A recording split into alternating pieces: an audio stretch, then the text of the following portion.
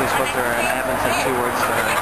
He said that it's illegal for us to photograph because it's public property. That's true. Which is completely false. No, the officer said that. I asked him. He said it's illegal to photograph? It is legal. It's legal, right. It's public property, we're entitled to photograph. The manager said that it was illegal because...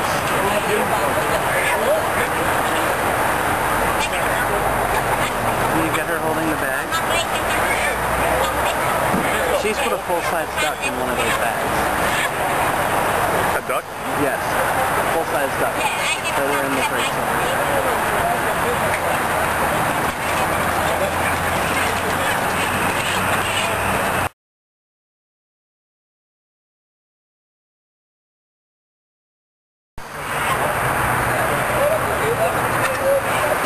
We're allowed on this property.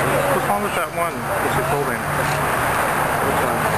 See the lady in the white, she's holding a bird and it's really not moving. I know they get kind of paralyzed if you hold them right. It's like moving inside the bag.